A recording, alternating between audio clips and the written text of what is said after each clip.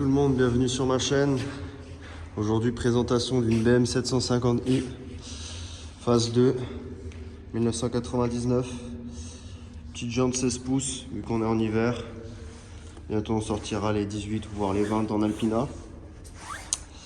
C'est un Cosmo Schwarz noir avec des feux avant américains. Je trouve très stylé. Pare-choc Alpina, bon la lumière, enfin, là dans le noir on voit pas trop. Intérieur Nappa, bien optionné pour son époque. Vous pouvez voir, hein, magnifique. Bon là on a le Maniac qu'on peut voir qui met des beaux petits tissus pour éviter d'abîmer les cuirs, mais quand on remarque que la voiture a bientôt plus de 20 ans, elle a exactement 24 ans. Elle est très très propre, rien à dire. Même les bois, encore brillants, pareillés, tout ça. Comme vous pouvez aussi regarder aussi de ce côté-là, siège massant, siège chauffant, suspension EDC Sport. C'est des suspensions pilotées, contrôlées. Capteur de recul, GPS. Très bel intérieur quand même. À l'arrière, pareil. Pare-soleil. Petit cendrier. Plutôt magnifique pour les fumeurs. Mais bon, fumer dans cette voiture, c'est un crime pour moi. En tout cas, à l'arrière, à l'avant encore, ça va. Siège chauffant à l'arrière. Il lui manque les sièges électriques, le frigo, les tables, les miroirs sur les appuis-tête. On peut avoir beaucoup d'options sur ces voitures-là. C'est quand même incroyable. Si la voiture, elle est encore démarrée normalement, enfin, encore avec de la batterie, non, pas. Double vitrage. Un signe qui fait plaisir, 750i. Et ouais, coffre hydraulique. Encore une fois, comme je dis, hein, pour l'époque, c'est révolutionnaire. Un coffre de 500 litres. Sans blague, les gars, quand on parle de corps qu'on peut mettre dedans, je pense qu'on peut mettre 4-5 corps faciles. Pas d'échappement parce que je trouve que ça lui gâche sa forme. Bon, j'en ai une que je vous montrerai bientôt sur la chaîne qui a les échappements super sprint. Ça lui donne de la gueule, mais bon, sur celle-ci, je préférais quand même rester sur quelque chose d'original. La peinture a été un peu remise à neuf, comme on peut voir, hein, parce qu'elle est sublimissime. Petit 33, vous comprendrez pourquoi. C'est nombre fétiche.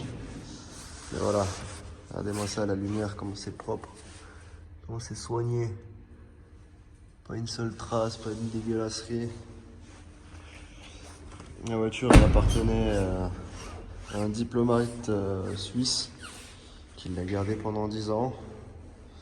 Et après une deuxième personne qui a acheté la voiture, et moi je suis la troisième main. Ah ouais, je sais pas si vous avez pu voir, poignée éclairée, intérieur et extérieur.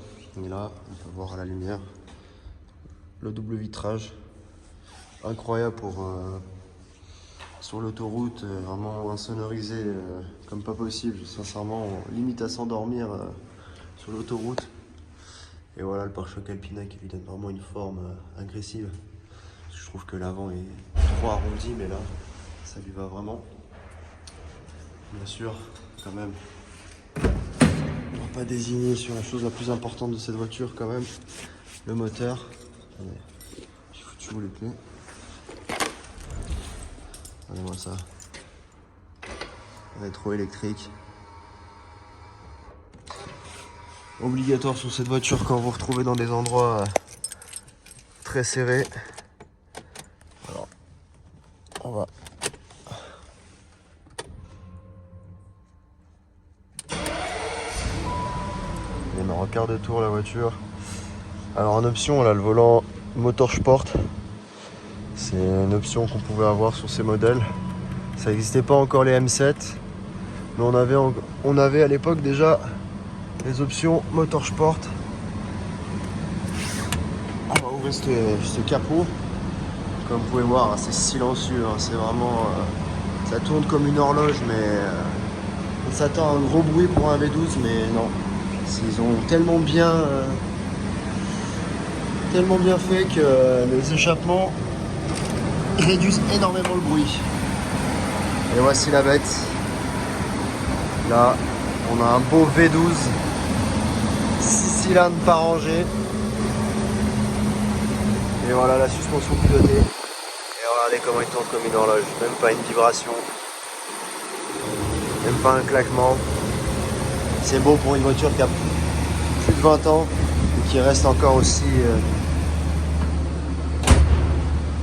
bien entretenue. Surtout, c'est ça l'important. Donc, comme vous pouvez voir, hein. Alors on fera un essai sur route.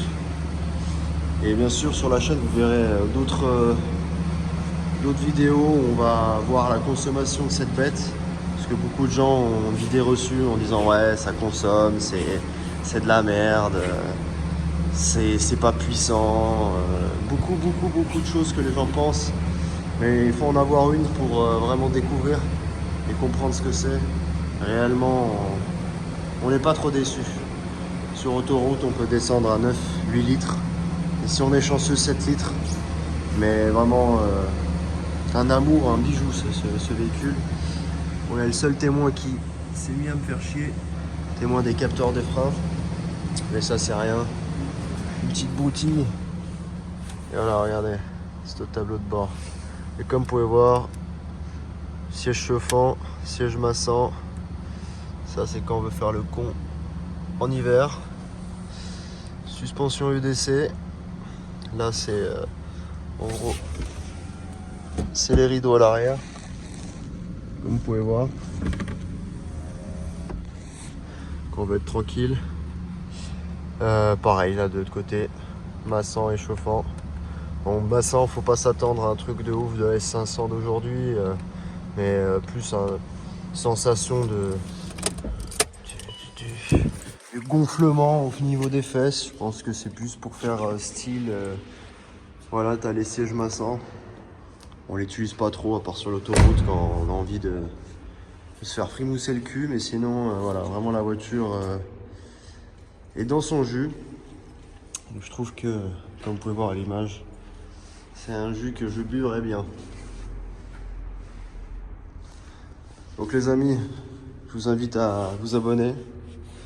Je vous invite à bien sûr mettre la cloche parce que incessamment sous peu je vais faire des vidéos personnalisées sur ce modèle et sur les autres que j'ai en restauration.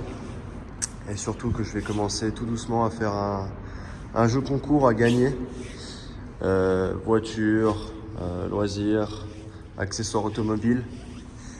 Et vous allez voir, de toute façon, dans les prochaines vidéos, ça va pas rigoler. À plus les gars.